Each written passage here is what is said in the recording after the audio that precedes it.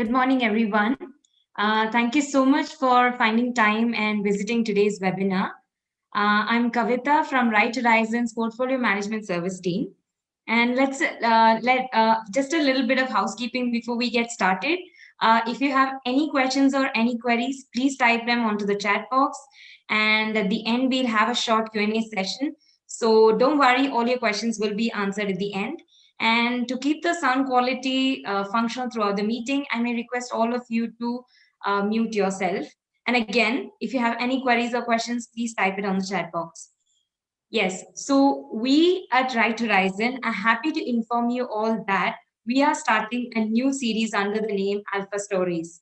In this, we are coming out with new emerging trends, business model, new opportunities in different sectors, which, in our opinion, will help you understand how the future outlook going to be in different sectors, what are the different opportunities, and how the growth rate going to be, returns going to be, and how we as a shareholder can make better returns, or how we can improve our wealth.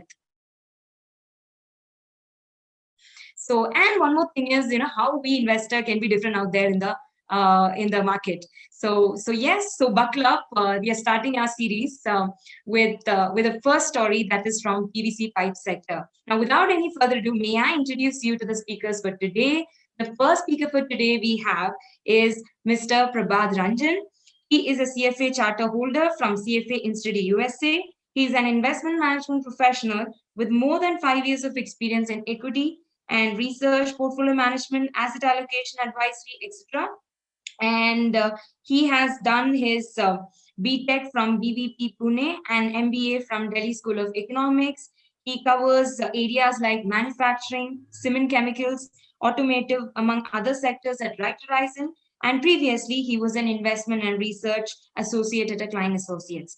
And the second speaker we have today is Mr. Vijay Chauhan. He has done BTech from IIT and he has completed his MBA from IIM. He covers areas like financial services, pharma, IT, consumer, among other sectors. And previously, he raised capital with other partners in Surat-based investors. And also, he invests in Indian small cap and micro cap companies. So yes, I hope you all are excited for this session, and over to you, sir. Yeah, so thank you for the introduction, Kavita, and a big thank you to all of you for joining this Saturday morning. So hope everyone is safe and doing well. So before starting the presentation, a quick disclaimer. So our presentation is just for the audience awareness and educational purpose, and we are holding the stock in our portfolios, which we are going to discuss today, right? So please don't consider it as an investment advice or stock recommendation from the RHPMS team. So coming back to the presentation, I would like to welcome you all in this first chapter of Alpha Stories, wherein we would be discussing our high conviction ideas in a live case study format.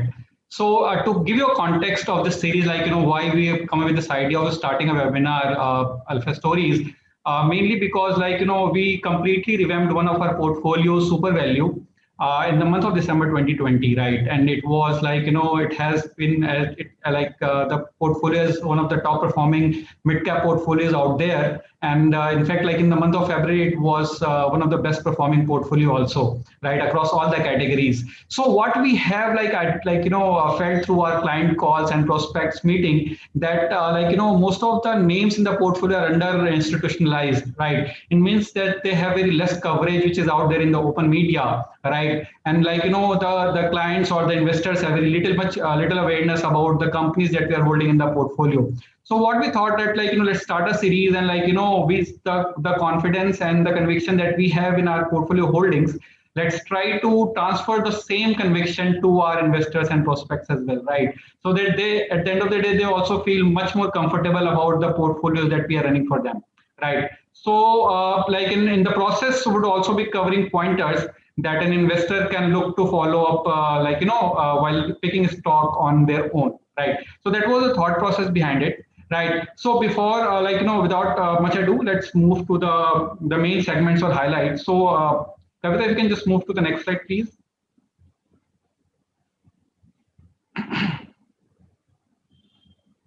Yeah, Kavita, can you move to the next slide, please? Yes, sir. 1 second, sir. So I guess there's some lag at my side, so I'm not able to see the screen. So anyways, moving to the agenda for today's meeting, right? So basically, we'll be discussing about the current scenario. Yeah, Kavita, can you please move to the next slide? So yeah, moving on. So we'll be discussing about the agenda of we'll just to discuss the agenda of today's session. So we'll be discussing about the current scenario, and then we'll move to discuss about one of the PVC pipe business stories, right? And we'll be also discussing about the business overview, how the business is being run, and then we can also discuss about some of the products like the company is focusing on to develop the manufacturing facilities, the distribution efforts by the company, and also the the financial metrics of the company, investment thesis being developed by the what investment thesis we followed while onboarding this company in the portfolio, the key modes behind that taking this company in the portfolio, and also some of the risk associated with the business, right? So this is the brief agenda for today's webinar that we'll be taking you through, right? So now moving to the first slide, what the present day scenario looks like. If you can just move to the next slide, Kavita. Right. So basically, we all know that we are in the middle of a pandemic, right? And this is the second wave that we are going through, right? So we felt that we'll be better prepared for it. But again, as the situation turns out, we are not never be fully prepared for something like this, right? So during our calls with clients and investors over last 2 months, what we have felt that there are few questions that investors are constantly grappling with. If they are they have made good returns over last 9-10 months, right, from March, April to January or February of this year, they have made good returns, so they don't know what to do with the huge return they are sitting on, right? Whether it's time to book profit, move to cash, or if they are sitting on cash, whether they should wait for some more time to deploy cash in the market, right? So these are some of the questions that's constantly haunting the investment community, like when this pandemic will end, or how many ripple effects that we are going to go through, and if the economy will bounce back, or clog a double digit growth rate over next couple of years, or the inflation will come back and stop the growth, or the some questions Fed is going to increase the interest rate, and the liquidity which is out there in the market that will get squeezed. So these are some of the questions that constantly coming across investors mind, and impacting their short term judgment, right? So what we know, what we try to focus here at Right Horizons is that these are some of the macro things which they have a lot of moving parts, right? And we can't answer all those questions, because most of the times these questions and all those moving parts are not in our hand, right? So we try to narrow down our decision making points where we can focus on one or two, or few variables that we can accurately predict in for future, and try to maximize by banking on those predictions, right? So just moving to the next slide, Kavita, please. Okay, so what we know for surety that the stock market is the best place to invest, right? If you compare it with any asset class, and we have a 30 years track record of Nifty, right? We compare or the BSE index, right? So basically, if you compare the stock market index return with any of the indices out there, or asset classes out there, so what we know that equity has outperformed every other asset class, right? I'll just show it to you. Kavita, you can just move to the next slide, please.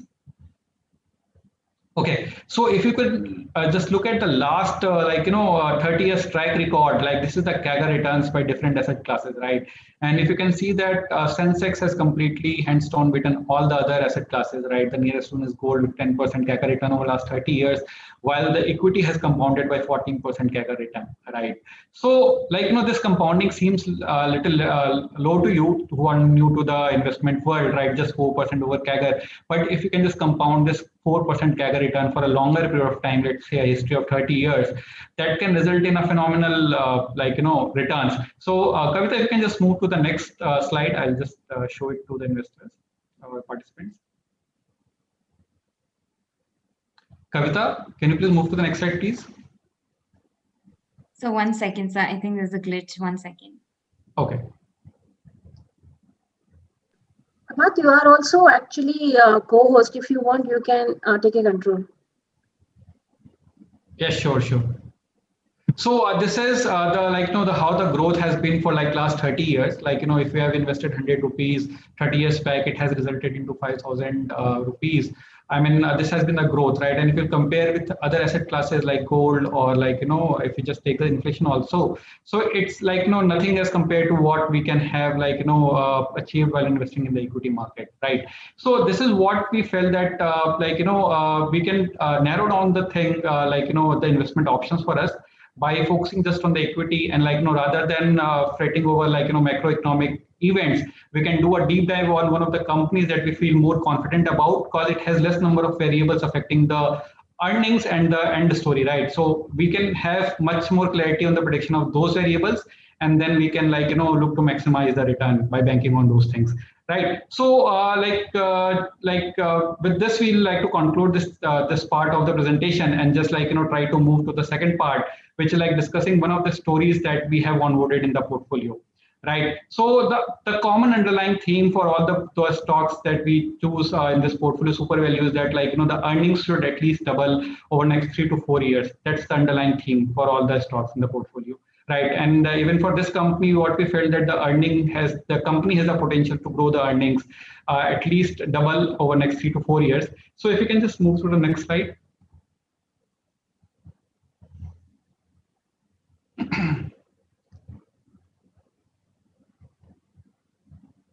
Yeah. So today we are going to discuss about APL Apollo pipes. So a lot of lot of you must have heard about APL Apollo tubes, which is the main promoter group of the company, right? And this APL Apollo is a sister concern of the same company. So Mr. Sanjay Gupta is the chairman of APL Apollo Group. So he's also the executive chairman of the APL Apollo Pipes. And this company is being run by Mr. Samir Gupta, who is also the MD of the company. The company has a good track record of 20 years. It has in the business since early 2000s, right? And over the years, last 20 years, the company has expanded its product portfolio by currently manufacturing more than 1,500 products, right? So if you look at the promoter holding, it's roughly around 47%, right? And even though with the market cap of around 1,400 crore market caps, the company is still very hugely invested by institutional investors, roughly closing to around 23%, right? And if you look at the pledging from the main promoters, so the pledging currently stands at around 0%, right? So there is absolutely no promoter pledging in this company. And if you look at the conviction of the management in this company, so just in the year 2019, the promoter have infused around 200 crore in the company. They converted a debenture at around 500 rupees. And they have set on an aggressive task to build the capacity, right? So when it got listed on the exchange in year 2019, the company was actually having just 500k MTPA. Now it is sitting at a capacity of around 1200k MTPA, right? So this is a brief journey of the company. The company commenced its operation in year 2000. Then in year 2005 and 10, the company started manufacturing HDPE pipes, which are high density polyethylene pipes, which are used for transfer of gas and liquids. In year 2013-15, the company innovated and started UPVC segment, which has given it a potential to transfer the chemicals as well, right? And which was mainly used, the pipes are used in the agri and the sewerage fittings. So and then again in the year 2018, the company innovated again, and then moved towards the premium segment of sewerage fittings, which by started manufacturing plastic faucets, tapes and showers and etc. And in the year finally 2019, the management decided to increase the capacity, because they have some plan with the main promoter company, and they wanted to utilize the thrust given by thrust given by the government by all those schemes that the government is running, right, for promoting irrigation and all. So they aggressively expanded the product portfolio by increasing the capacity. and they also started manufacturing the water tanks. So this is the key revenue segment, right? So if we if I just segregate this in a two format, like which is the key focus area. So clearly the agriculture, waste management, water management system, and the construction segment is the key focus area for the company. Around 41% revenue comes from the agri side, 38% from the plumbing side, and then around 18% from the sewage treatment, while less than 5% is being contributed by the other two segments, right? So you can look at have a look at all those sub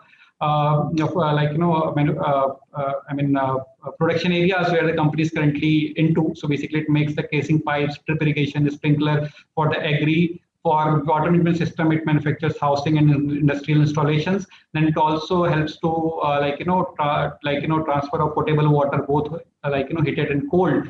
And then it's into construction of borewell pipes, sanitation and sewage pipes, and the plumbing pipes.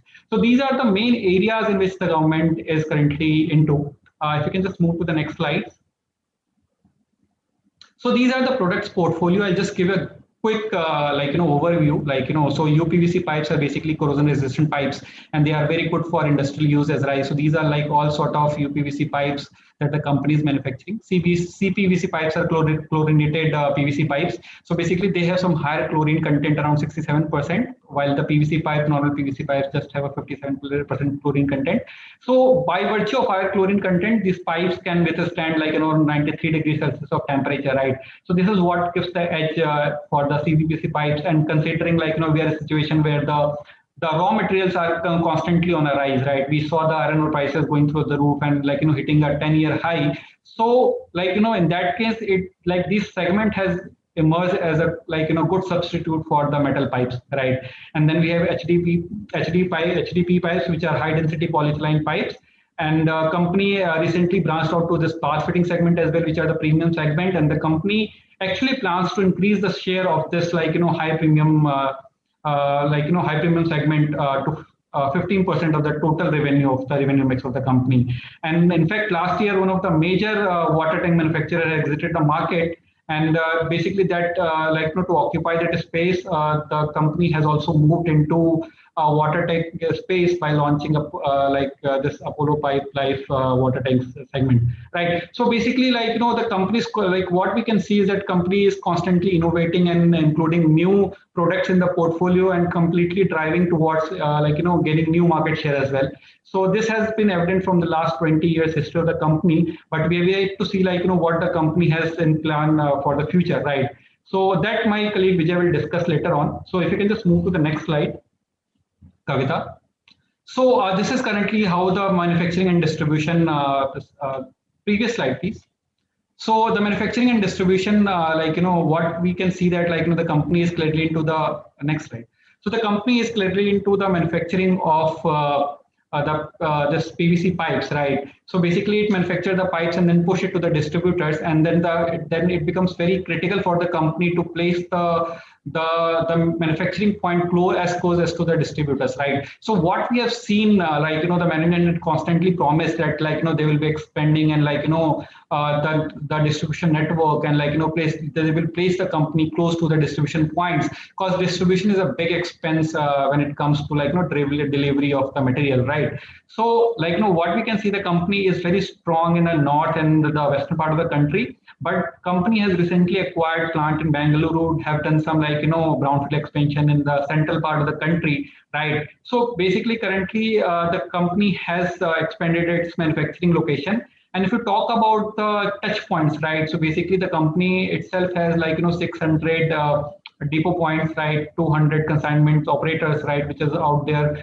working towards transfer of material, right? And if we talk about the connection with the network effect with the promoters, so the promoters have presence in 300 Indian cities, and they have a 4,000 strong retail base, right? So this kind of setup, it took around 30 years for APL Apollo tubes to grow, and APL Apollo pipe can utilize that network. So now it has 1200 KMTPA capacity, and then access to 300 cities and 4,000 dealer touch point, right? So it's just a matter of time when it start manufacturing those items and pushing it to the dealer point, which can transform into higher volume, higher revenue, and higher profit, right? So this is how the manufacturing and distribution networks look like.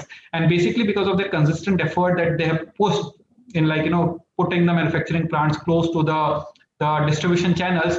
It used to be around 10-12 days, the distribution touch point for the company a year back or so, right? Now it has come down to just 2 days, right? And it will even go down further when they will start opening much more distribution points in the manufacturing plant, right? So this is how the manufacturing and distribution plan for the company looks like. I'll just quickly discuss the financial metrics of the company, and then I'll hand it over to my colleague. Right. So coming to the financial part, so like we discussed in our previous webinar that we follow a very stringent process to identify the companies from a universe of around 5,000 companies. Right. We create a subset of 100 companies, then we rank it. Right. So these are some of the parameters that we we apply a macro filter on. And even if you are in individual investor who loves to do things on your own, so you can also take note of these financial metrics, which are good indicator of company's past performance. So if you look at the company's ROCE, the company has averaged around 20% over last 5 years, right?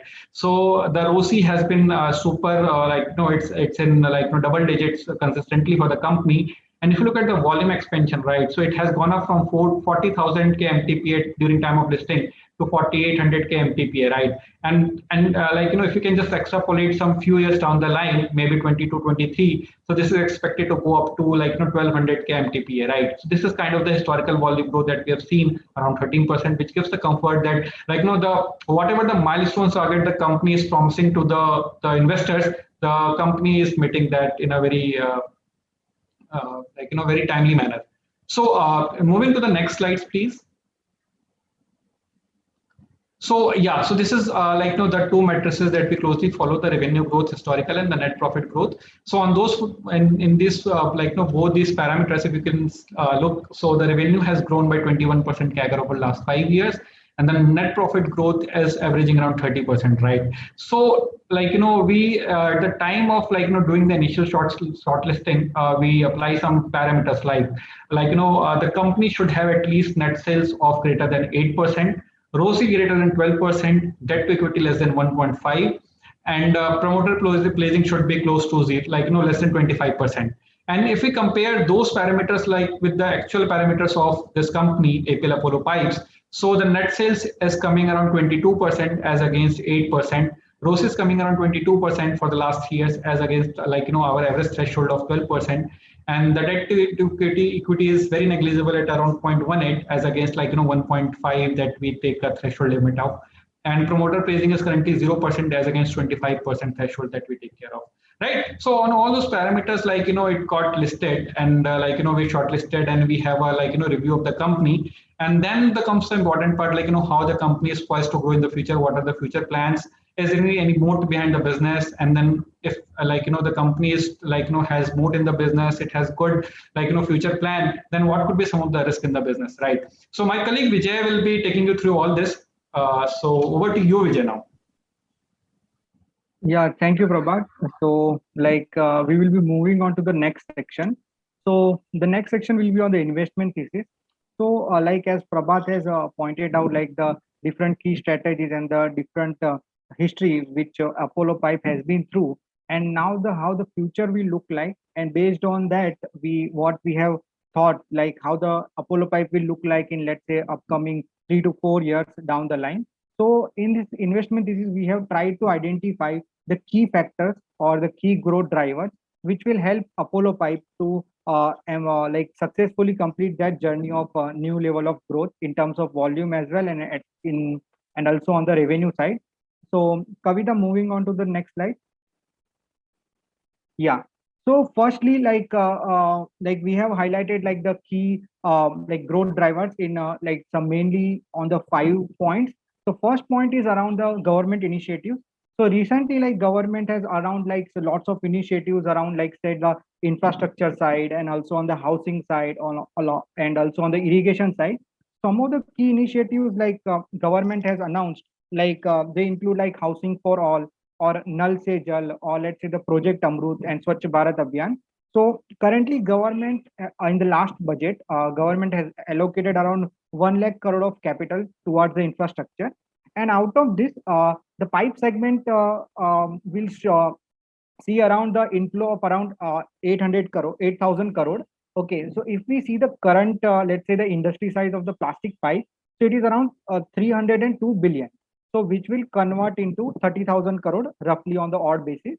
And based on this initiative and also on the with the support of the replacement demand coming in the same segment, so we are expecting that the market itself should reach around 514 billion by FY25 in next 4 to 5 years of horizon period.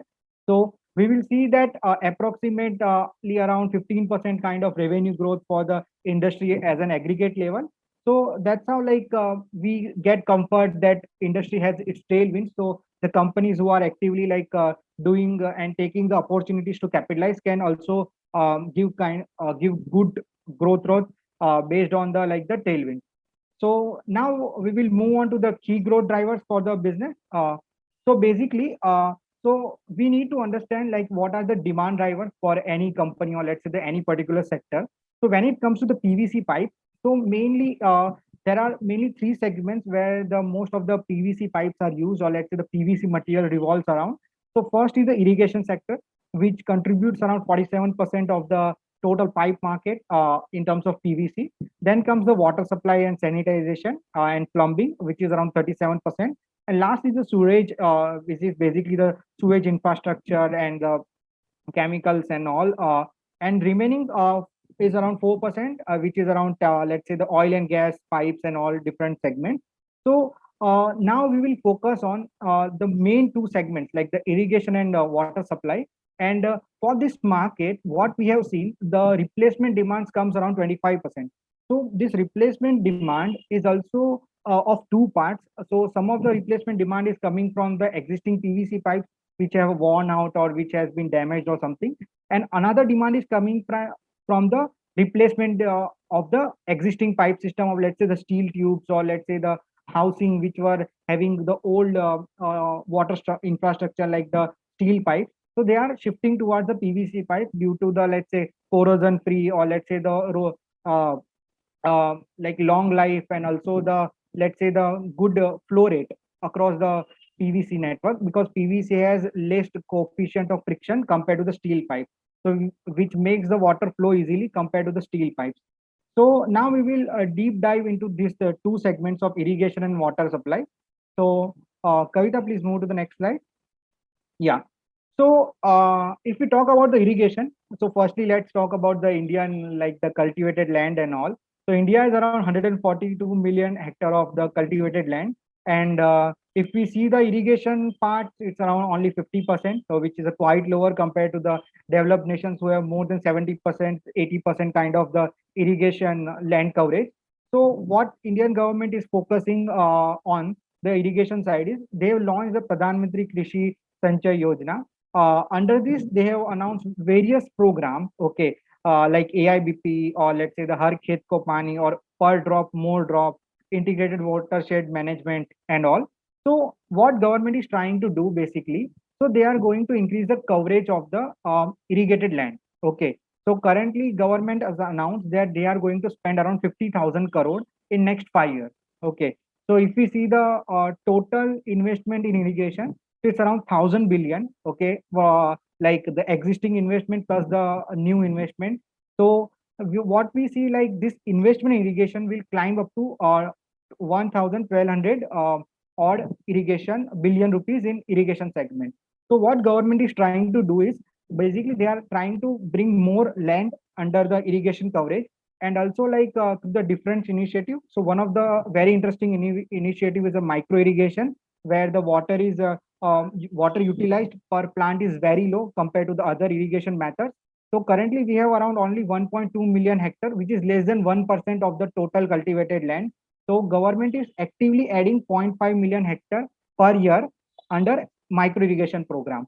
So what we can see from this is the 50% land is already not irrigated, and the micro irrigation has very low coverage. So from this we can extrapolate there is a long way to grow in the irrigation coverage on the countryside and also on the states level. So this is what makes us more bullish, or let's say give comfort that demand growth drivers are intact. So we don't have to worry, let's say, about the 1 or 2 negative periods, or let's say the pain period for the company like it was for the corona time. So if the long-term growth drivers are intact, so we should not worry about the small fluctuations, and we should focus on the long-term journey. So quickly moving on to the next industry discussion. Uh, so also we will discuss the water supply part before moving to the, let's say, the deep coverage on the industry and all. So what we can see in water supply and plumbing, so it constitutes around 35 to 40% of the PVC market demand. Okay. So, and there is a huge shortage of urban poor homes, okay, in India. So the recent survey that was conducted in 2020 by Government of India, so we had like under requirement of around 2 crore like the housing unit, okay. And what government has come up with is like they have announced the housing for all scheme. In this scheme, what government is focusing, government is building the, let's say, the they are launching the interest subsidy as well as the affordable housing program, where like the people can buy the house at subsidized interest rate. So the interest subsidy is up to 2.67 lakh per house.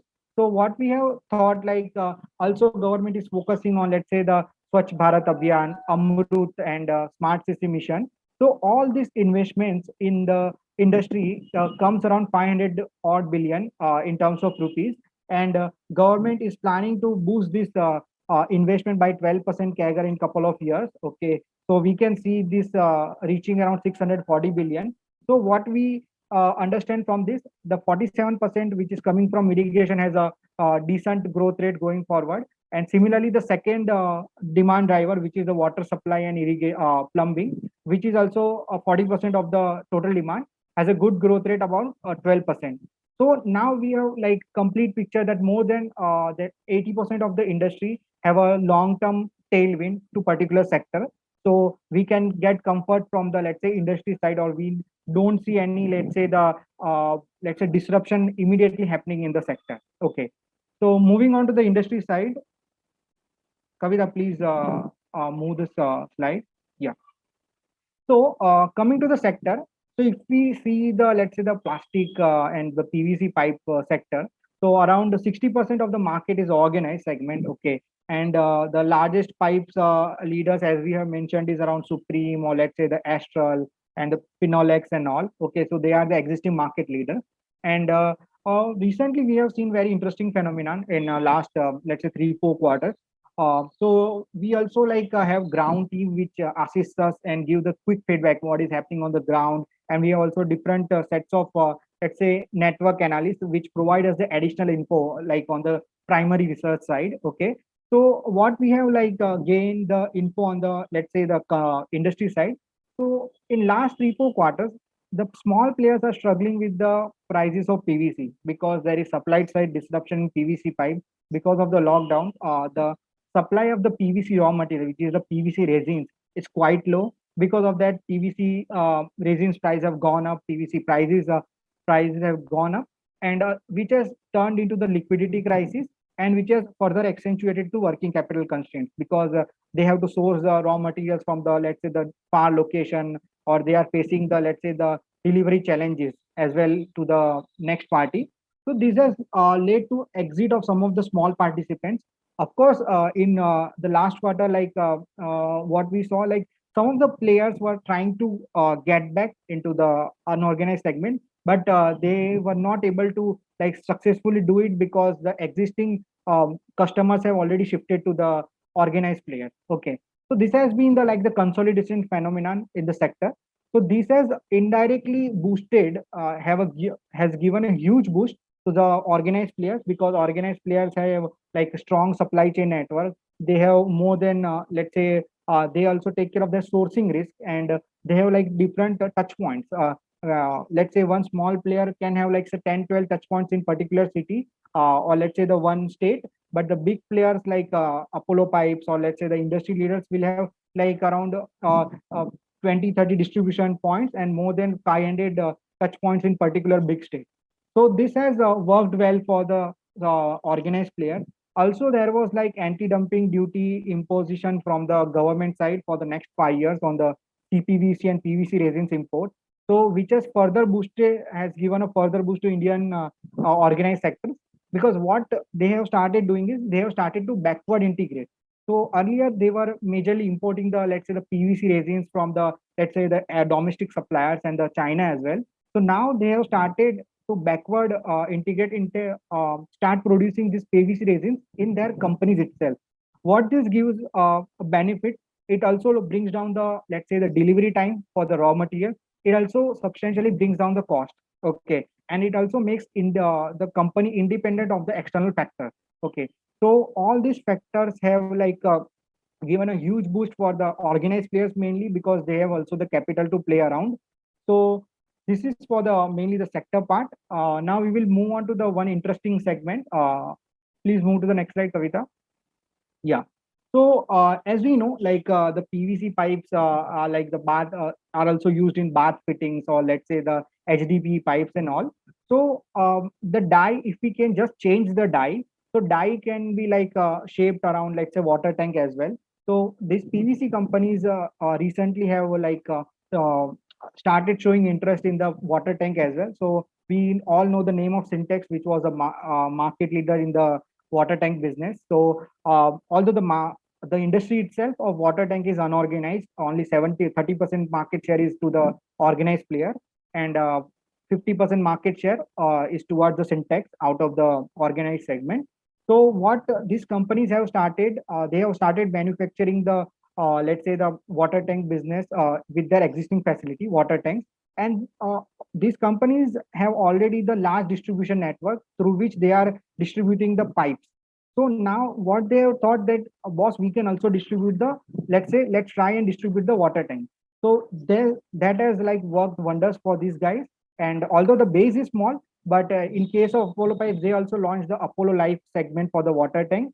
And based on the on just in 3 quarters of blockbuster performance, they even double the capacity for the water tank.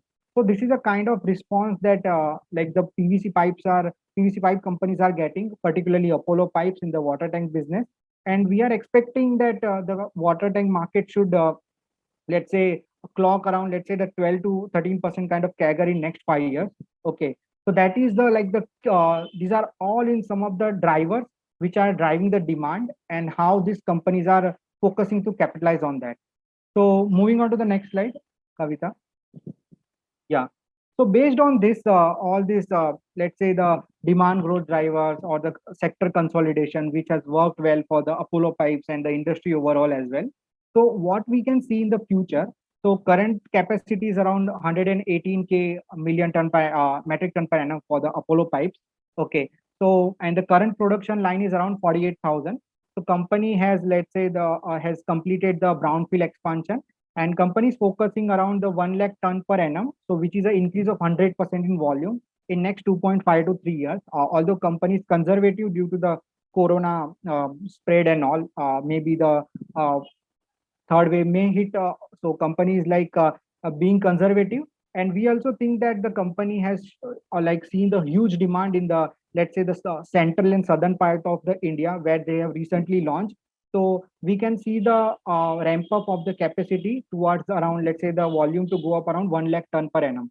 Okay, and this will let's say how this will impact the financials. So we are expecting that the revenue and the, let's say, the volume should grow in the range of 25% in the next 3 years for the, at least on the revenue side.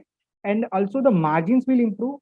Like for the normal PVC pipe PC, the margins will be less. But when it come to the like the value added segments like the bath fittings, or let's say the we are talking about the water tanks and all, so the margins will be better.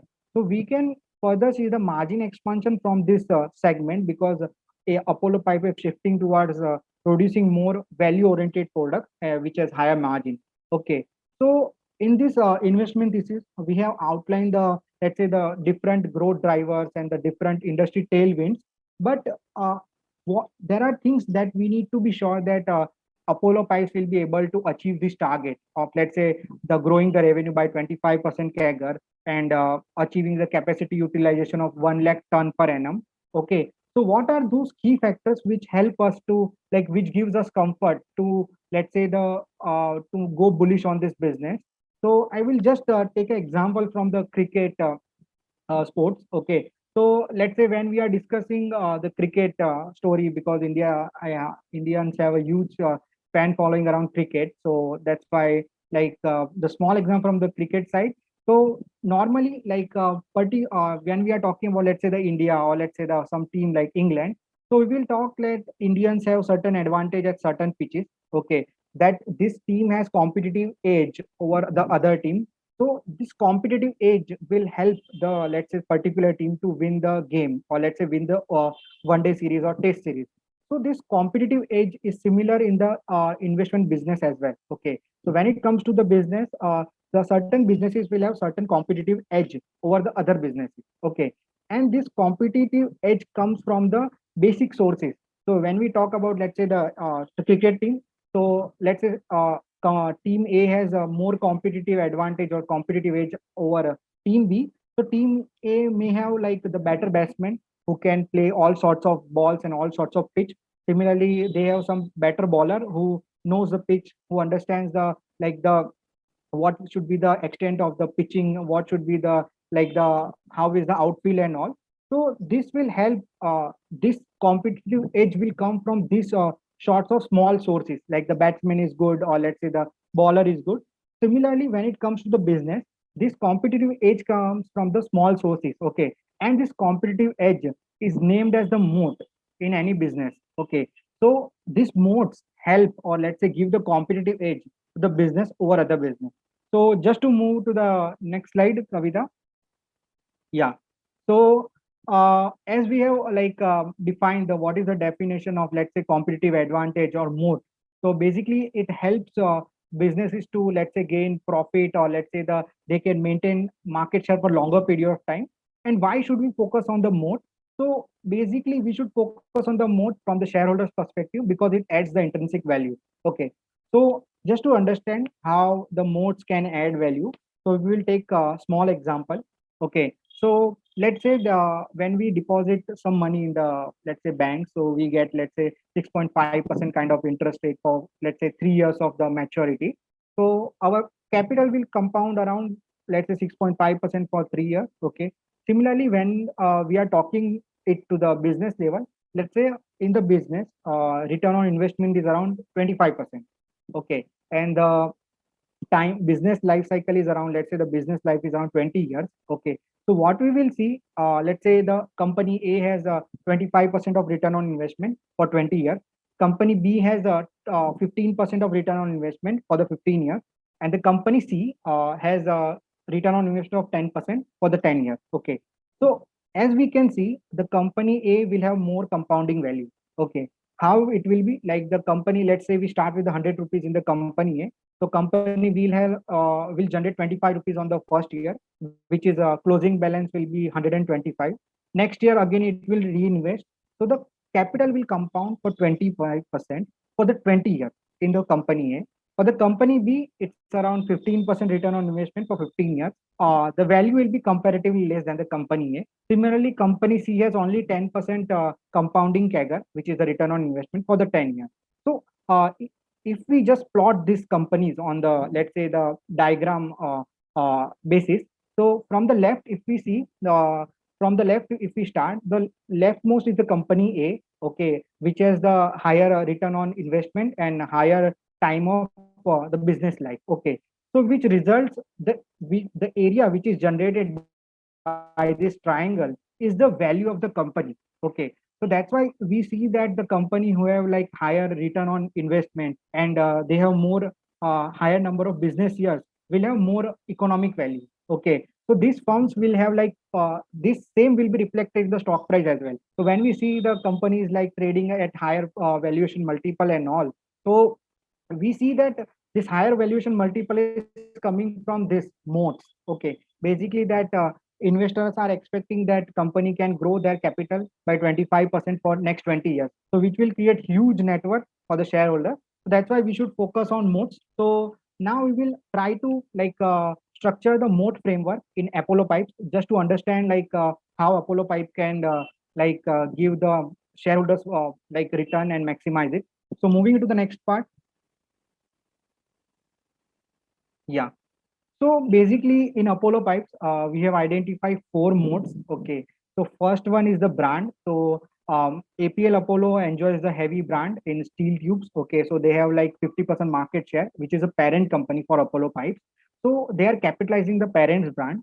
Second part is the Shri Amitabh Bachchan is also the brand ambassador of the APL Apollo, and it is also like that indirect branding is also helping their let's say the child company, which is Apollo Pipes. Okay, and so what Apollo Pipes is doing on the aggressive side, they are also coming with their own let's say brand building exercise.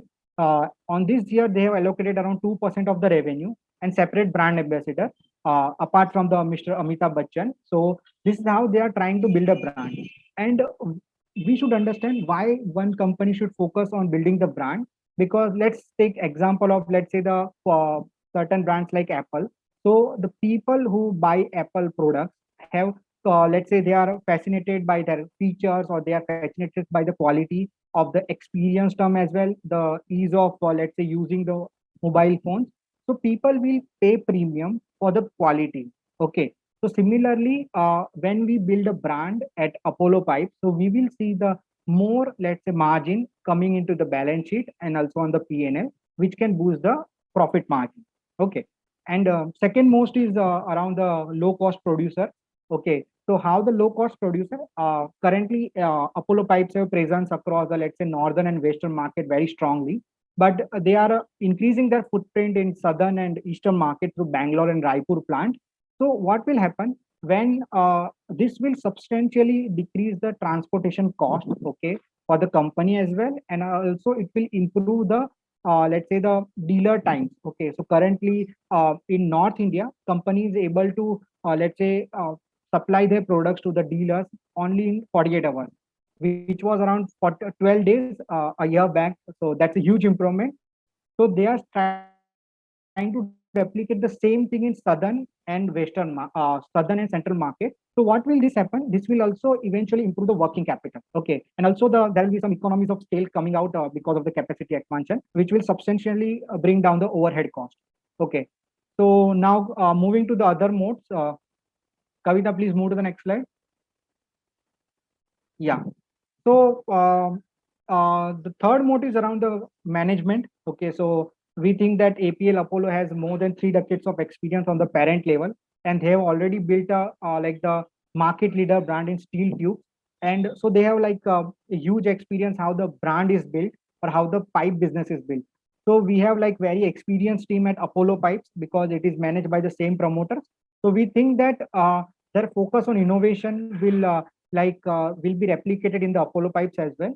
And the last but not the least, the network effect. So as Prabhat has pointed out that they have Apollo Pipes have currently 600 distributors and 7,000 odd retail touch points. So what they are also looking to aggressively expand in the southern and central market. And the dealer touch point time has also reduced to 2 days. So this will decrease the ordering time for the dealer as well. Because let's take the example of when the company was shipping the product in 12 days earlier. So dealer used to have like order the product and then he will wait and then he will sell the product in the market. So the receivable and inventory period was higher for the company. Now it has substantially bring down the delivery time. So now dealer has incentive to order multiple times, because dealer knows that if I order today, boss, on let's say in couple of days I will get the new inventory. So I should not stock up, and also like I should not delay the receivable, because each time you replenish your inventory, you have to clear the past dues. That's how the common thing works in the pipe business. So these are the modes like which gives the strength to our investment thesis that the Apollo pipe can become, let's say, the leader or in the PVC segment and embark this journey. But we are also cognizant of some of the risks that business involves, because it's not good to focus on only on the one side of the coin. It's necessary to focus on the second part of the coin as well. So we will discuss some key risks before concluding on the presentation side. So Kavita, we can move to the risk segment. Yeah. So we have like picked up the 5 key risks that we can think that we should be focusing on in this journey, let's say in next 3 to 4 years of horizon in the PVC pipe business. So there will be some volatility in the key raw materials prices. So we have to be very cognizant of that, like how the PVC resin pipes or like ethylene dichloride and VCM's price are moving. So that can be the key concern for the company, or let's say the slowdown in residential and non-residential construction activity, or sometimes it can happen the subsidy program launched by the government can have delay, okay, because of the, let's say, the execution risk also on the regulatory side. So this execution and implementation risk should be of our concern as well. And also the recent pandemic, so maybe we are passing through the second wave, so we should be cognizant of the third wave in case it happens. So these are the key risks that one should always keep in mind, okay. So we at RH always believe that risk and return always walk in hand, and we have developed a certain set of investment method at Right Horizon, and we deeply respect that different investors have like different investment framework, or let's say the different investment professionals have different work investment style. And we think that the people who are passionate on individual basis as well on the investment professionals will continue to gain, let's say, the good return in the market. But when it comes to investing, that is only the half story, because we all know what Warren Buffett has done in the stock market. Like 50 years, he has generated more than 20% CAGR. But no one is able to mimic that, because in stock market, it is not only about the financial side or the magic formula, like we highlighted in the Apollo Pipe. In investment, it is more than that. It's like what to do, when to do, and the feel of like the conviction when you are not doing well. Okay. So most of the time when there is a bull market or the prices of the stocks are rising, so most of the people, or let's say the passionate investor or the fund managers will do well. So there is very easy time for everyone to stick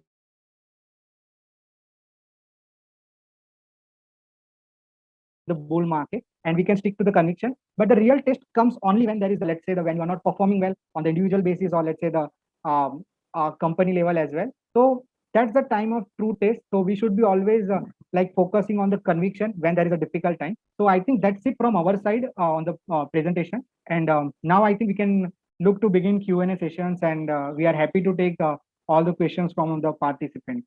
So over to you, Kavita. Thank you, Prabhat sir and Vijay sir, for giving us such a valuable insight on PVC pipe sector. So with that, we'll go ahead and take some time for the questions. The meeting is now open for the questions. So right now we got some couple of questions. Sir, may I read it? Hello? Yes, Kavita, please go ahead. Yeah. So the first question is from L. Giridhar. Promoters' holdings are significantly reduced over the period of time. Is it good sign? How you see this? Yeah, hello. Yeah, so actually, hello, Kavita, am I audible? Just a quick sound Yes, check. sir. Yes, Yeah, sir. Yeah. So just a quick check, like on the promoter holding, we haven't seen any major changes in Apollo Pipes. We are not sure that the question was mentioned for this company or let's say industry as a overall.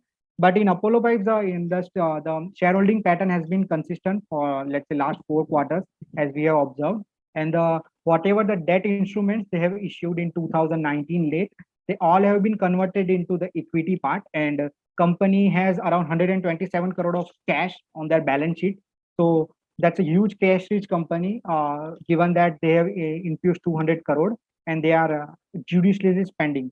So we don't think that any promoter, we're not worried about the promoter holding, because the conviction is quite high, and we are also interacting each quarter with the promoters. So we don't think that there is any like substantial decrease on the promoter holding side, at least for Apollo Pipes. Maybe it can be happening for the other industry. So I think we will limit this scope of answer to Apollo Pipes only. Yeah. Yes, and what we have observed, just to add on to what Vijay said, that the promoter holding has remained constant, and on the other hand, we are seeing a lot of attraction coming from the institutional holders also. So if you can look at the historical, institutional holding, it has gone up from 17% to 23% now, right? So a lot of domestic fund houses, mutual fund houses, even the FIIs, they are coming and investing in the company over the last 1 year. So this is what we have observed on the promoter side. The holding remained constant at around 47%. So no changes there. Yes. So next is a statement given by Sunil Nagmal. Jain Irrigation is a big player in the pipe industry.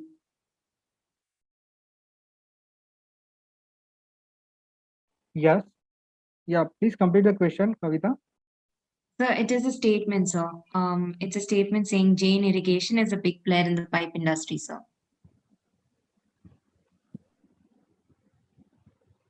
I think what is your opinion on this? Maybe that would be the Yes. question. So Yeah. maybe like, yeah, he wants to highlight that JN Irrigation can be one of the competitors. Like, so basically there are as we've already discussed, the market is quite fragmented. Like, and the players have just 1%, 2% market share of the overall market, right? So JN Irrigation is again one of the players in the market. But it's also boils down to the distribution network and the capacity that one has, manufacturing capacity.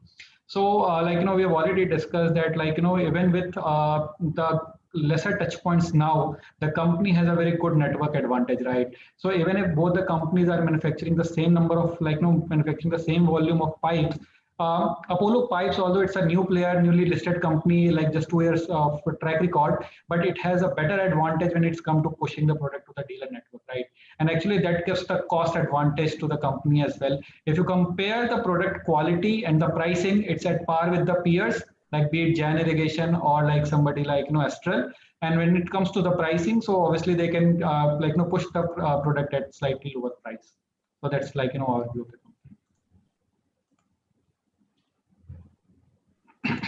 Okay, the next question is from Rajkumar Bhumidi. Right now, the promoter share is 37%. How do you think it will impact the company's future business?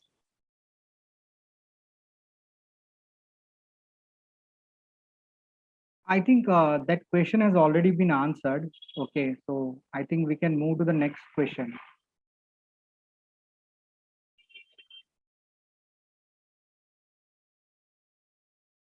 Hello. Sir, the next question is from Janaki Raman. Thank you. Is it the right time to invest in this stock now? Yeah, yeah. So, see, when we are picking any business in the, let's say, the making it, and we are thinking to make it as a part of our portfolio, or let's say from the long-term point of story, because so we should be always like focusing on the how the company's growth prospects are, and also is it the best time, like you have mentioned, the right time to invest. So normally, what we advise to our investors that the stock price changes daily. Okay, sometimes like stock market will be going up or down. Recently, the based on the result expectation, the stock is given some fantastic re-rating in past couple of months. So what we normally advise to investors to buy in dips, or let's say the companies whatever we are actively targeting and making our thesis. So normally, like the whenever we are picking some stake in, let's say, the small business on individual level or institutional level, one should always focus and to try to buy companies when they are, let's say, having some dip in the profit, or dip in the stock price, or market or as a broad level is falling. But if we talk particularly about the Apollo pipe, so we see the valuation comfort is quite high, given that it is trading. If we talk about the leaders valuation in this segment, so we can see around 30 to 40% kind of valuation discount. Okay, that's on the price to earnings multiple as well, on also on the DCF side, which is the discounted cash flow method, which will be more than 45% if we use the DCF valuation method. So there is a lot of room for the re-rating side as well, and that is also a lot of room for growth rating as well, because so there are two parts to the any company stock value creation. So one is the part when the stock itself is trading below its value. So we think that this business is first of all is not trading at par its true value. So it's a below trading, it's below value, and also there is a growth component which is still yet to be discovered by the market on a large basis. So there will be like combination of two factors which will drive the stock price returns from the, let's say, in couple of years or maybe 3 4 years down the line. So we see a lot of valuation comfort in this particular company. So I think it's a good time. Only is about one should always because as an institution we can't like outright have judge somebody's investment decision. So we always say that you should consult your investment advisor before investing in it on the individual basis. Yeah. Okay. I hope that answers your question. Yeah. So the next question is from Ajay Kumar. Can you highlight the valuation part? Yeah, yeah. So coming to the valuation part, so basically, if we talk, let's say on the price to earning multiple, so if we talk about the let's divide the industry in the, let's say, the large cap leaders, or let's say the big industries, and then mid cap, and let's say the companies which are like very small or undercovered. So large players have valuation band in terms of price to earning multiple. So we are all talking of the forward numbers, not on the trailing P, because trailing P is highly skewed due to the last year. Okay, so if we talk about the let's say 1 year or 2 year forward price to earning multiples, which is a, let's say, substitute for the, let's say, the good thumb rule of when it comes to valuation. So that, of course, it's good to use let's say the multiple combination of valuation parameters when we are actually highlighting. But when it comes to PE valuation, so large caps have band around 60 to 65 PE on the top side.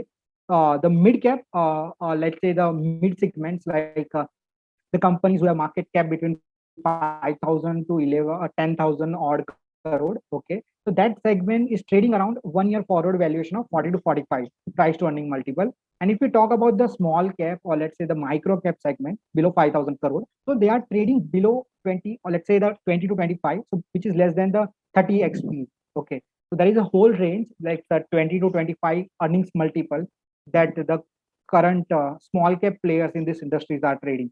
Of course, some of the companies will not have moats, so it's not good to put money in those companies where we think there is no moat.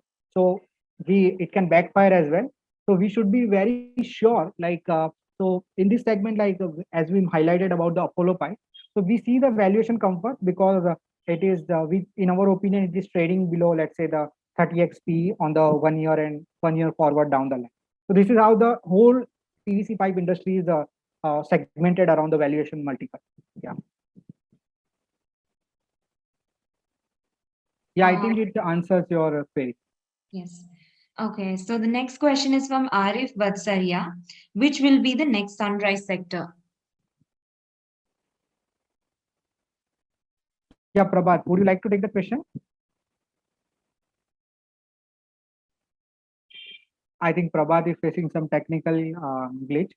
So, uh, so in investment world, I think there are lots of opportunities, and it's not about sector as well. In stock market, or let's say we are even talking about the broad investment horizon or asset classes. So it is not, we should not always focus on the particular sector. Okay, we should always focus on some particular companies. So we used to have, to just to give an example, we used to own one company in our portfolio. Maybe a couple of quarters back, we exited from that. So we were like, when we bought that company, so that company had like, was working in isolation, which is a Naukri.com. Okay, so most of the people will be familiar, like the Naukri.com website, and how they have like captured the huge market share in the Naukri. So on an industry level, there was no strong competitor because 90% market share was with them only, and there was very less competition. And they aggressively invested in the policy bazaar in Zomato in 2010 and 2011, which I closely observed in Gurgaon during my previous time with previous employments. So this company has done fantastic if we talk about, irrespective how the sector was doing. As in, it comes around IT, but if we look at the growth story for the how the Info Edge played out, it was quite different from the what IT sector has done. So we should be like focusing on sector and some particular stocks. Of course, what particular sectors we think as let's say rising, or let's say the next sunrise sector, something like that. So we see that the like there are lots of government initiatives which are coming from a PLI side. So there is we have seen lots of chemical companies who are working on contract manufacturing side. So we in India have like let's say very low penetration of contract manufacturing in FMCG side. Okay, so most of the time, like what we see is most of the chemical companies which are operating in India, they are basically doing the contract manufacturing or making the raw material. When it comes to the FMCG, there is also like the industry is quite fragmented. Okay, there are no clear leaders in contract manufacturing FMCG. So that we think that that is a very niche space and whichever company tries to build its proposition in that segment can see a good growth, because the competition intensity is too low. Okay, so whenever the industry is too fragmented, people can capture the higher market share, whoever is the first mover. That we think one of that is in our place. Second sector, we think, of course, the initiatives which government is taking around the housing. So the building products can be the one, like the pipe sector we have identified, and the third can be the companies which are basically embarking on the IT stories. So currently, how we analyze or how we see the IT industry. So that is a very interesting way to look at the IT industry. So there are basically two components to the IT industry, or we can segment them, distribute the companies in two buckets in IT. So one bucket can be the legacy companies who are, let's say, doing project executions on IT side. Let's say the companies like Infosys, TCS, or let's say Wipro or L&T Infotech. But another segment is the companies which are emerging due to the digital or digitization trend in the business itself. Okay, so those companies are very interesting to us. Of course, we hold one of the names from that bucket. Okay, so there is a market called, like earlier there was like a market, proper market in IT like SaaS. So there is new market called CPaaS in the IT. Okay, there's a communication platform as a service. Okay, that is a quite emerging sector. If we see the because the if we have to just see the growth rate of the CPaaS market, so if we move to the US side, so that sector has fantastically grown in last 3-4 years, and it is expected to grow more than 40% on the US side. And similarly, it can happen in the Indian side as well. Of course, it's a very very young sector to put money, and we advise that you should be having detailed view of the sector if you are planning to invest on your own in this particular sector. So I think these are the three key segments that we think that can be the next sunrise sector, or let's say the next money making sector to any investor. Yeah. Okay. Next question is from Manish Thakur. What should be the entry point and time duration? Yeah, great one. Okay, so entry point, I think there was a previous question from a previous participant. We clearly highlighted that the valuation segment and valuation band that we have clearly demarcated, or let's say the made 3 segments in PVC. So if we are talking about this particular business, the valuation comfort is there, and the time duration, as we clearly highlighted. So as our right horizons, we don't actively pick the small or short-term stories. So whichever ideas we pick, those are long-term story. So in this case as well, we are focusing on the thesis to play out maybe 2 to 3 years of period in particular there. But it's not the end of the world. Okay, so if we see let's say 3 years down the line, company will not stop doing growth. Okay, because we are interacting with the promoters on the, let's say, the quarterly basis, and attending the webinars and all, which are hosted by the companies for the investment professionals like us. So we have the detailed outline plan what happens after that as well. Okay, but due to the material information non-disclosure agreement, we can't distribute that info on the public platform. But we can tell about that every company has growth phase. Okay, so this is just part 1 of the growth phase. Okay, there can be more growth after 3 years as well, based on success that they see in the market, because they have lots of resources working around extending the distribution network and the manufacturing point. So ideally, one should look at the 2-3 periods of investment horizon, but it's not the end of the story after 3 years as well. Okay, so that's completely up to the investors mindset and philosophy, how he wants to play on the story. Yes, and just adding to Vijay's part, right? So what we have felt that, when we ask this question to the promoter, that we have a good visibility because of all the government schemes, right?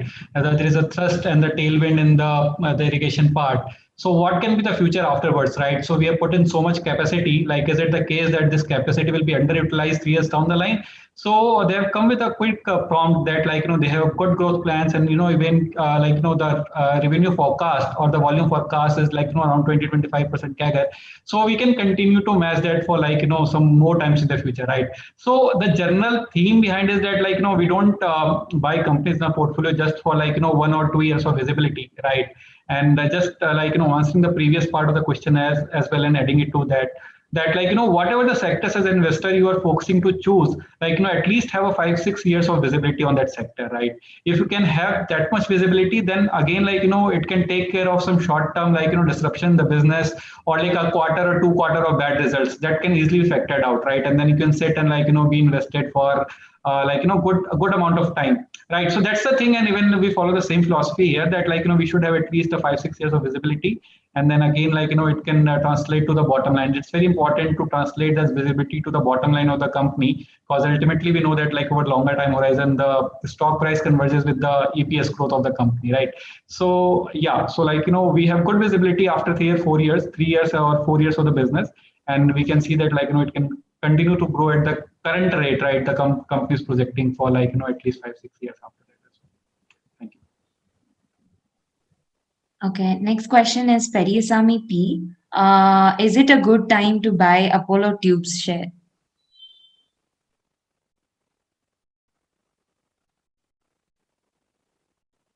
Yeah. So this question is on Apollo Tubes or Apollo Pipes. Just a quick check, Kavita. Tubes, sir. Okay. Yeah. So I think, yeah. Prabhat, would you like to take the question on Apollo Tubes? Yeah, sure. So basically, we can't recommend whether it's a good time to buy or not. So we are holding Apollo Tubes as well in the share, and as you know that there is a merger happening between Apollo Tubes and Tricort, right? So there is a discount between Apollo Tubes and Tricort, which is currently persisting at around 10 to 15% depending on the closing price of the shares, right? So if you've done your research, you are convinced with the Apollo Tubes story, right? So you can even slightly better the returns by taking advantage of the arbitrage, because sooner or later that will go away, right? So that's the additional 10-15% that you can lock in if you follow the price closely for tubes and Tricords. And on the business front, I think Apollo Tubes is a phenomenal business. It has done generated good wealth for the the shareholders. The only key parameter that you need to track is they're sitting on a lot of inventory gains, right?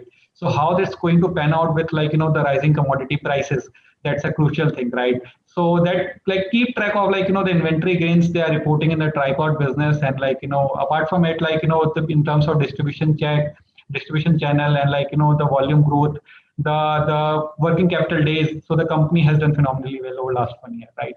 Just keep track of the inventory gains if they are going to wipe out because of the the decline in the steel prices in the future. Just keep track of that thing, and try to capture the arbitrage between both the companies if you are planning to. You are convinced about your research on the Apollo.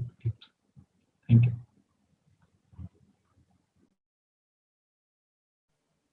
Next question is from an attendee. The name is not properly shown because of the glitch, but I shall read the question. It's regarding the multi-bagger stocks. What do you think of Balaji Amines in last 1 year from rupees 405 to rupees 2,899? Is it a multi-bagger? What is the future potential?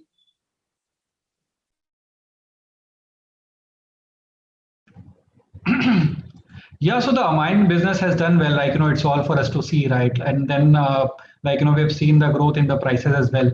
So the only concern is amines is again a commodity business, and if you are investing in the amines business, so just keep track of the amines prices, how they are moving. Plus that company is also into some different vertical as well. They have a hotel business also, right, which is contributing to the earnings, right? So keep track of those side businesses as well the company is reporting. We have a disclosure that we are not holding that company in the portfolio, and we don't track it as well. So if Vijay has something to add there.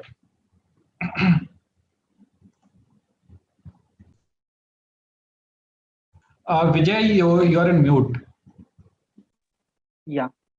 So there is nothing to add on the amine side. So what we believe, whichever businesses, or let's say we pick, so we thoroughly go through it, okay. And the most of the re-rating part, or let's say the investment gate that we are talking for this industry has been played out in last couple of years. Let's say we are talking last 1 or 1.5 years horizon. But of course, we don't exclusively say that they don't have growth from here on. Like it's a always a growth for every company, like I mentioned. Okay, so one should always like do their own part, but we don't cover Balaji Amines or let's say Amines industry in specific. So we won't be in position to like comment on that. Yeah, thank you. Yeah, we can move to the next question, Kavita.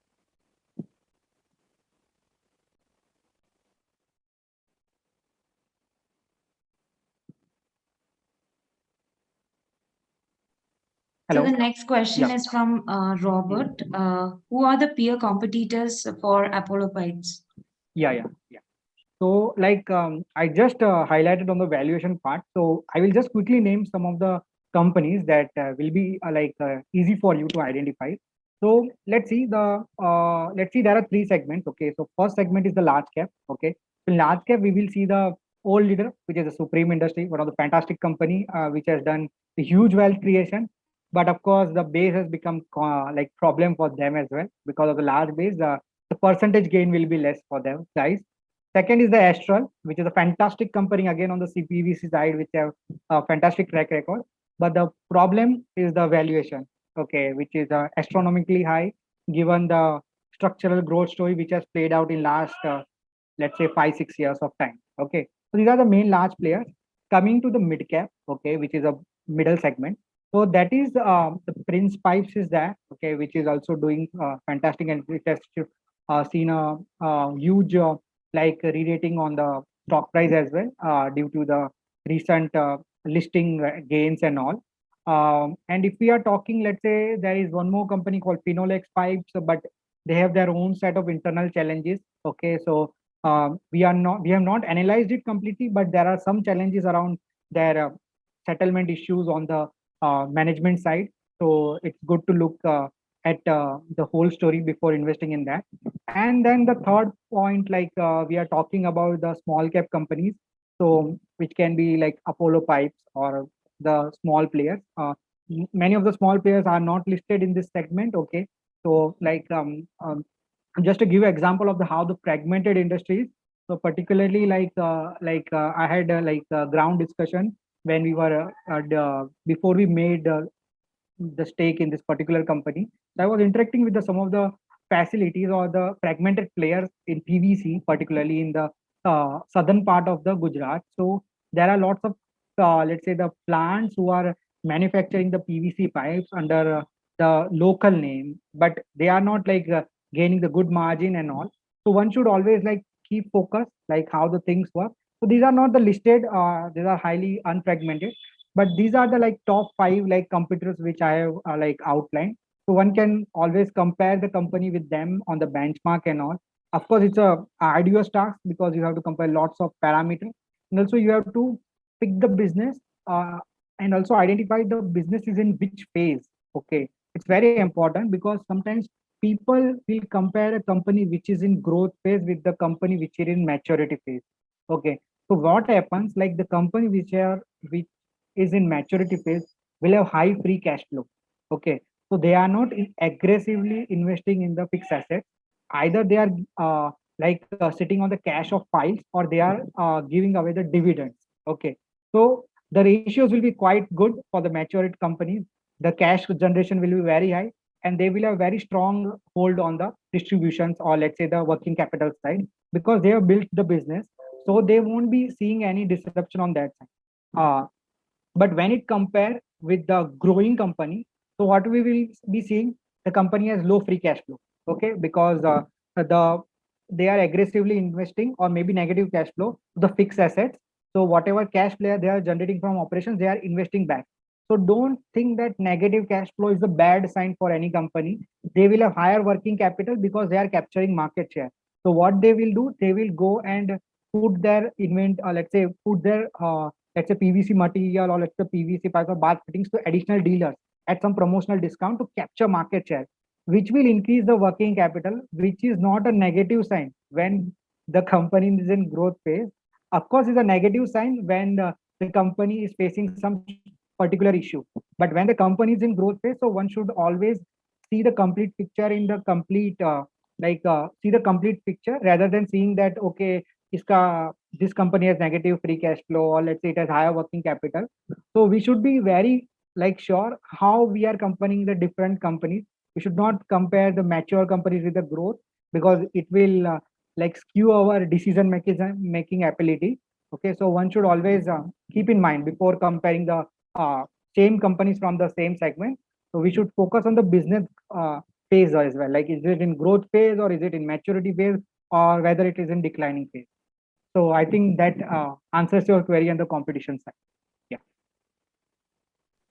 So the next question is from Himang. What are liabilities? Pardon? Can you please What- repeat the question? What are liabilities? Okay. For the Apollo pipes, so if we talk about the balance sheet, so they have around 494 crore of balance sheet on the asset side. Okay. 127 crore of cash. So let's come to the liability, because the question is on the liability side. So we will look at the equity part. Out of 494 crore, 351 crore is the shareholders' wealth. Okay. And so 70% of the asset is with the shareholders. Okay. So basically, it's a very good sign when the company is having low debt to equity ratio. If we look about the debt was around 126 crore 1 year back. Now it is reduced to 62 crore. They are aggressively paying back the debts, so which will increase the return on equity, also improve the return on capital employed going forward, which will generate good net worth for the shareholder. So 351 plus 62 on the long-term debt. Remaining is around 45 odd crore is the trade payables, because they are trade payables are basically the payables which they have to pay to their let's say the raw material suppliers and all. And remaining, if we are talking about 25 to 30 odd crore, there are combination of certain liabilities. These are contingent liabilities, you can say, or it is the small portion of the current liabilities or other liabilities. So that will be hardly around 20 to 25 crore. So which is less than 5% of the balance sheet. And most of the balance sheet is financed by equity. It's a 351 crore of pure equity, 127 crore of pure cash sitting on the huge cash pile. They are aggressively investing in the branding. This cash they are planning to use in branding, and also running the promotional activities for the southern and central market. Okay, so that's how the plan is for there and the balance sheet side. So I think that answers your query on the balance sheet formation. Next question. The attendee's name is not clearly mentioned, but I'll read the question. The webinar is not for identifying multi-bagger stock. How do you apply what you have told for the other stocks? Yeah, so that's a very good and tricky question as well. So I appreciate the uh, participant as well. So recently, I recently discussed before concluding the webinar. So when it comes to investing is what we think at RA. It's a combination of financial stuff and the combination of the investment style or the psychological aspects.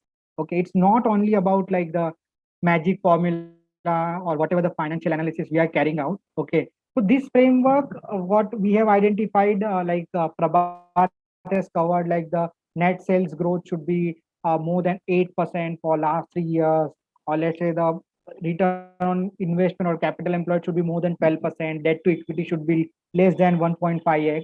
So these are the some of the broad parameters that one can look at. Okay, but this is just the beginning. Okay, so as a passionate investor, one should always look at the complete story before just taking the investment decision, and one should always be cognizant of the fact that it's the half story of the 50%, to be very honest, because the 50% of psychological aspect, or let's say the behavior or experience part, it comes only with the practice or the number of years that a person has spent in the investment world, or let's say the stock market journey one has seen. Because there are some decisions which are not entirely based on the financial. Those are decisions of like what to do, when to do, and the feel of conviction when you are not doing well. Okay, just to give one of the example, we hold one of the company in the same small cap segment in wires and cables, was facing huge issues when they started executing government orders. Okay, so they were cash strapped because government was not able to pay up the the amount of the project that the company has finished. Because of that, working capital had gone beyond that, and they were facing like margin pressure because the interest cost has gone up. And frankly speaking, the company had not done any mistake by accepting the one of the southern government's cable order. So, but most of the time, street doesn't go to the second step before investing or before selling, taking the sell decision. So most of the people hammered the stock for that short-term pain which the company was facing because of the payment. And interestingly, after 2 months only, the government completely paid out the dues, and there was huge cash which came on the company. So companies like stock price skyrocketed. I think it went 3 4 months period of time. And one who knows that the pain is not permanent, the pain is short term, can gain a lot of money, or let's say 150% is a quite heavy re-rating when we are talking about the investment world on the fundamental side. So this like the psychological, let's say the behavioral aspect, when the stock is not doing well, the urge to hold or stick to your conviction is quite important. So I think the investor who want to carry out their own journey, or let's say they can trust their money with some good professional managers, or they can look to develop these traits of like sticking to conviction when you are not doing well, because it's very easy to stick to conviction when prices are going up on the daily. Okay, but it's quite difficult on the when you are not doing well. And the real test in the stock market, we think, is to stick to the conviction when you are not doing well. Of course, one should always keep check of the facts and truths as well. So I think that's it for this query. I think we can move on. So the next question is from Jerry.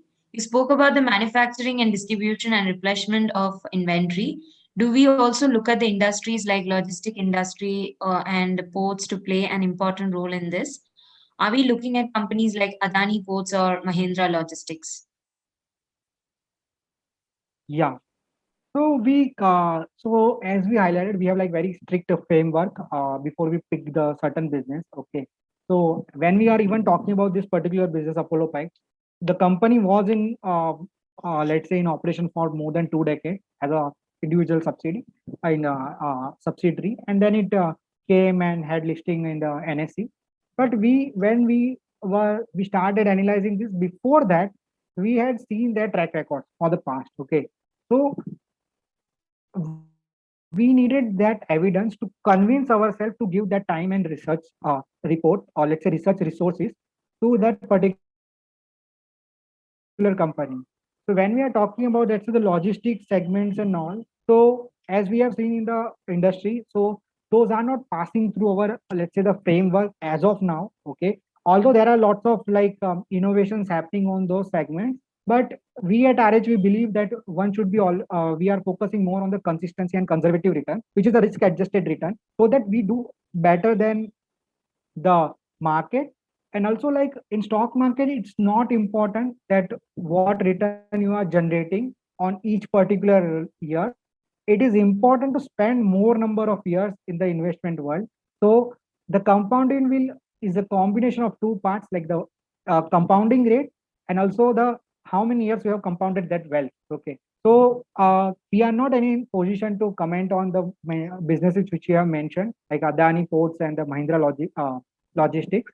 So if we find, or let's say we see something interesting things happening, and the it starts it starts getting picked up by our framework, we will surely pay attention. But I think we are not in any position to give any sound rationale because we don't give half baked knowledge. So I think we will refrain ourselves from commenting on those two particular. Yeah, thank you. Yeah, we can move to the next question. Yes, so there's a question from the same person. You spoke about PVC Yeah. resin prices has increased. How do you think this will affect prices of RIL as they are bigger players in PPE plus HDPE? Yeah, so I think they are referring to Reliance Industries. Okay, so if we talk about the resins as a part of revenue of the Reliance, okay, so Reliance has mainly four verticals. Okay, so one is refinery, second is petchem, third is Geo, fourth is Reliance Retail.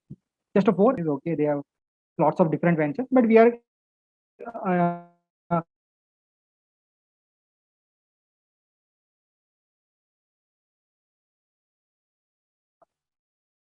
restricting our discussion to this four segment. Out of that, petchem and refinery EBITDA side. Okay, most of the EBITDA is coming. It has happened very recently in the quarters. If you see, okay, if you look at the previous history, you won't find in the favor of Geo and Reliance Retail. The share talking about business, they are manufacturing thousands of kind of resins. Okay, so like I personally visited their factories and all. So what I have seen, the polymers or the monomers that they are making, there are lots of lots of SKUs around that polymers and all. So PVC resins, I think it's a one monomer or it's a one polymer. Okay, of that more than 1,000 molecules or 1,000 polymers they are producing. So that will be like a very small portion of that revenue. I think the company at the this stage will not have like any problem due to this resins increased price and all, and they are very active in couple of quarters, or let's say in one quarter or less than let's say maybe by next quarter, they pass on the prices to the let's say the buyers of these resins. Okay, so one of the very small company which we recently interacted was Jyoti Resins. So they are also in this resins manufacturing and all. So they are also passing on this resin hikes. Okay, so similarly we can expect the industry to pass on the hikes. Like if we talk about the particular the PVC raw material prices we are talking about, this was around 100 rupees per kg in the raw market, the commodity section. It had moved up to 135 odd on the bull side, 140 odd in Feb. And then it started cooling off and consolidating 120 to 115 range. Okay, so that's how the industry has gone up and then came back. So that is the equilibrium price we are currently seeing. And most of the let's say the makers of the polymers, also the companies which are utilizing or using these resins are also like taking the price hikes and they are passing those price hikes to the end point of the consumer. So it's just a matter of time, maybe couple of quarters or one quarter. The whole industry chain will pass on the price hike to the end user. So I think that will be on the consumer side as well. The last burden will be shared by consumer. Yeah, just to add on to the Vijay's point. So I think it was a very important question just to understand how the risk is also playing out in this segment.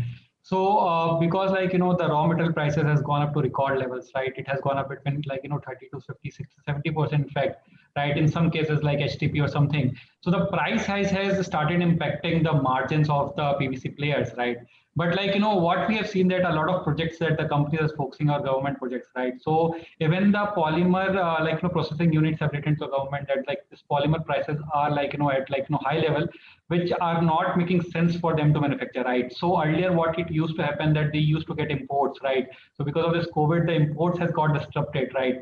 And now that since government orders are also getting a backlog, right? So the high chance are that what we are seeing is that the peak prices or maybe a 10 or 20% of appreciation from here on the raw material side. But what we can see in the future, right? Like the prices will take a reversion and they will revert to the earlier prices.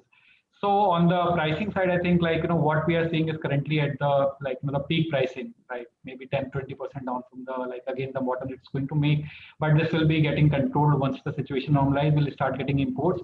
Plus the government will also make some efforts towards curbing the rise in the prices. That's all. Thank you. Next question is from Arna Majumdar. Can you please let us know minimum 5 to 10 stocks which can be a multi-bagger in future? Prabhat, would you like to take the question?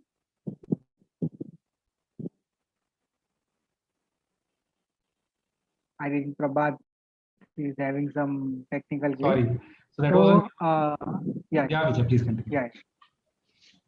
Yeah. So the idea that so the sole aim behind starting this series was to make investors, existing investor, also the prospects, and also on the investment community. We believe that if we wanted to talk about the research process or the whatever the intellectual property which we are building around particular company. Okay, let's say like we did earlier past back, we did the webinar on one of the PLI beneficiary, Dixon Technology Limited. Then we came up with the second Apollo Pipe story. So what we are trying is we are trying to like make the community aware about this the particular business and talking about and sharing our intellectual property, but also like the being the, let's say, the investment professional, regulator also bind stops us from sharing the material info, or let's say the existing holding details outrightly to the on public seminars and all. So what we do, like we spotlight some of the key ideas that we present, but on the side of like we would be giving colors on the sector side, like I mentioned, the contract manufacturing in FMCG. So one can look at that. Maybe the companies who are venturing in and doing well can create huge networks. Second can be the new companies, or let's say the IT companies which are doing the innovation side. So these are like couple of sectors that one can see a huge like the wealth creation happening over the years. So we won't be in position to give the outright names to like say the open public forum, but of course like the ideas that we are discussing are like rationally analyzed and are worth to look at, and also the sectors that we have mentioned can be a interesting play for individual portfolio as well. So I think on the investment side we will refrain from disclosing the material information. Or what we can do, like, if you're not in a hurry, you can follow our webinar series. We'll be discussing the ideas with you every month, right?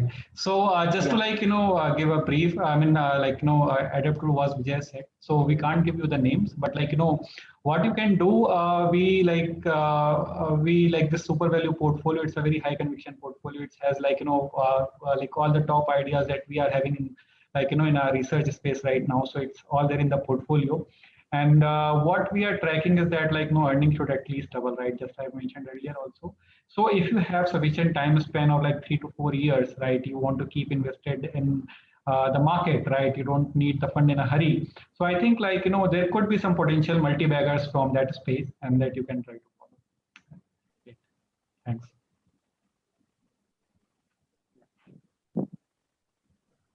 Now we have final 2 more questions. After Yeah. that, we'll be wrapping up.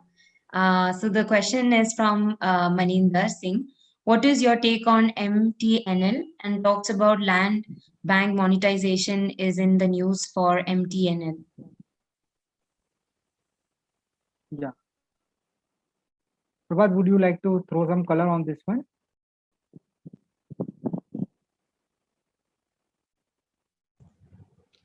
Hello. Yeah, so basically, like, this company is again like, one which doesn't pass through our filters, right? And I mean, we are not in a position to like give our recommendation on this company. Maybe like, Vijay, you would like to take it on the. Yeah. So also we will refrain giving the, like say, the clear opinion on this MTNL, but although we will share the facts and the like the whatever little knowledge we have accumulated on the MTNL, because we are very focused kind of like the investment professionals which focus on the certain sets of numbers after we pick up the certain businesses. But what we have seen in the land monetization case, there is also one in interesting um, play in the same side, the land monetization happening and all, land bank monetization, which was with the Raymond. Okay, so Raymond had like a huge plot in Thane, in the city itself.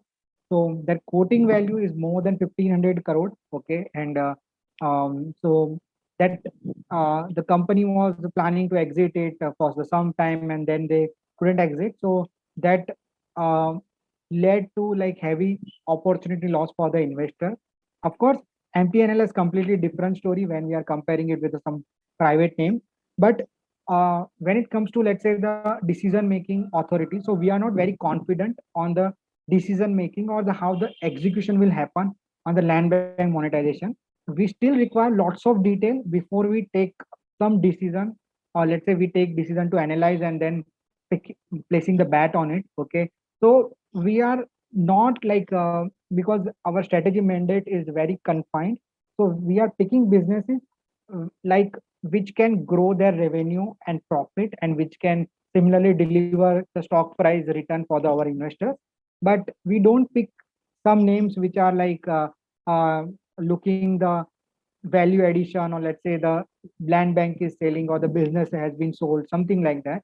So I think we are not in position, but if you are looking at something like this interesting story, one should always focus like how is the execution time and implementation time, because it takes lots of years as well.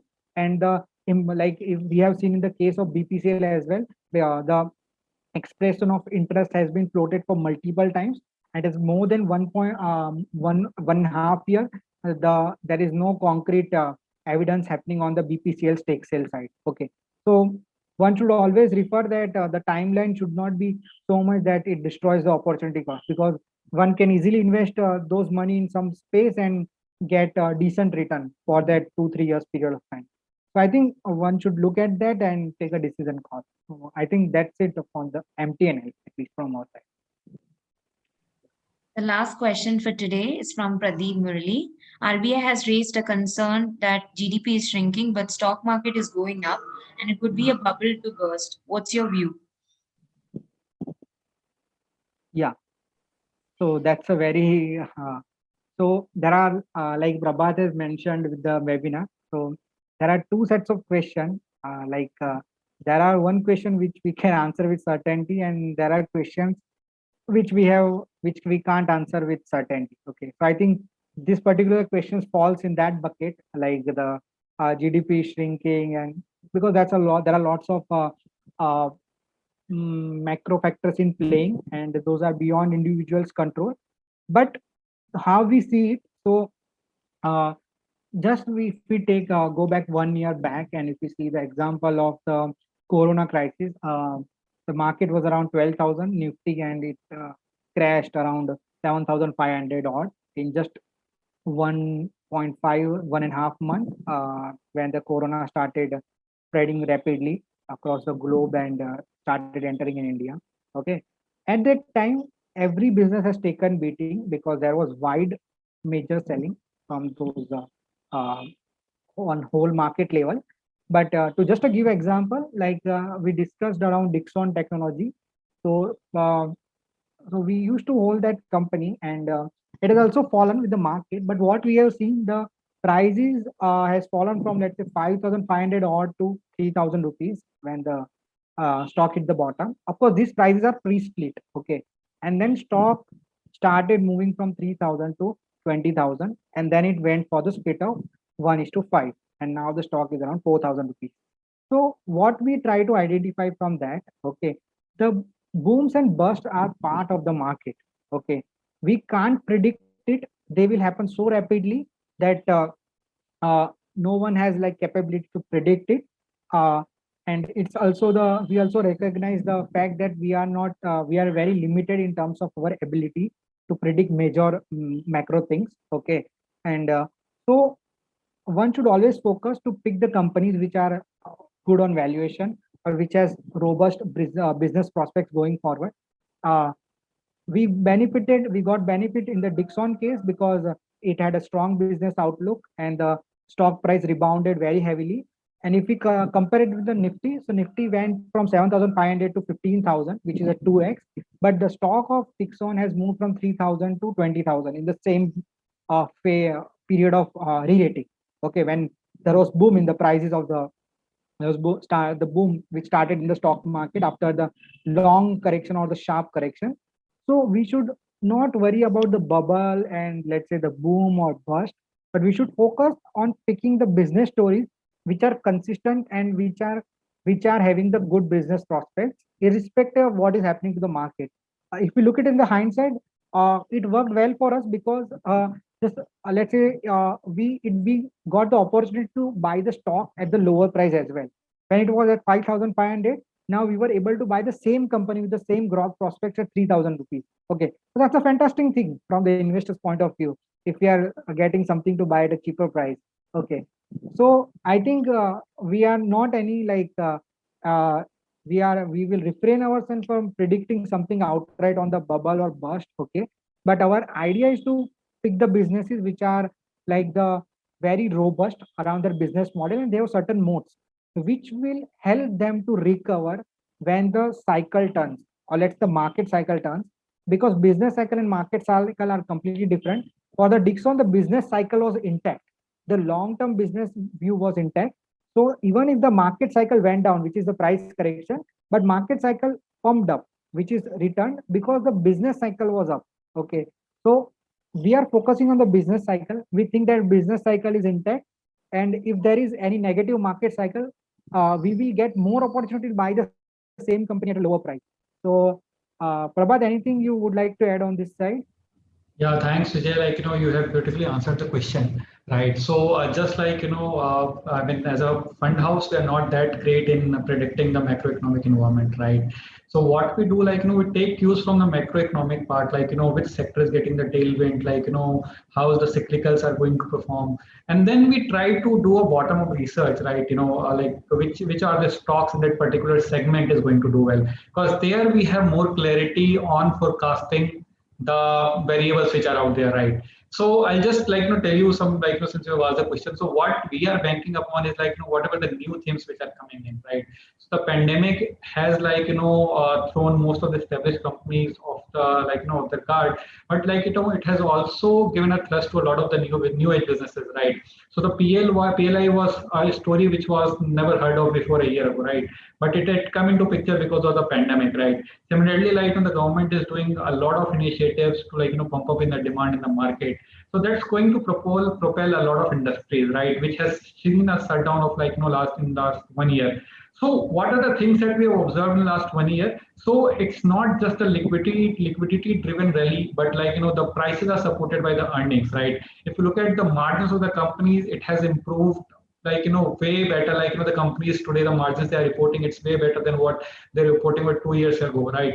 So the margin has improved, and this margin improvement is not going to go away in a year or two, right? It's going to stay for the company. So that extra bit is going to trickle down to the bottom line, right? And now if you look at the cost of funding for the companies, that's again on the like the decadal lows, right? Then again there is a case that like the company is the tax rate for the companies is again like at around 24%. So all these things like gives a good earning prospect, and like if you follow the like the individual stories for the companies. So all these the factors can make up a sound coupled with like the good volume growth numbers or good top line growth. They can make up for interesting stories to invest, right? So even if there are some like major headwinds in terms of like Corona has disrupted the business, companies can continue to grow and thrive in this business, right? And if you are getting it at the lower price, so as we just mentioned, it's the best time to average down on investments. Great, thank you. Before we end the session, I have a small announcement to make. Kindly drop your email address in the chat box. Because of the Zoom glitches in the Zoom, we were unable to capture your details, so that it'll be easy for us to share the webinar recordings. It looks like we have covered all your questions, and if you still have any queries or questions, please contact us. We'll provide the details on the chat box. And yes, great. Thank you, everyone. We really appreciate you being here, and thanks again for joining us today. And we'll see you again next time with another Alpha Stories. Bye. Yeah. Okay, thank you so much. Yeah. Thank you, everyone. Yeah, thank you.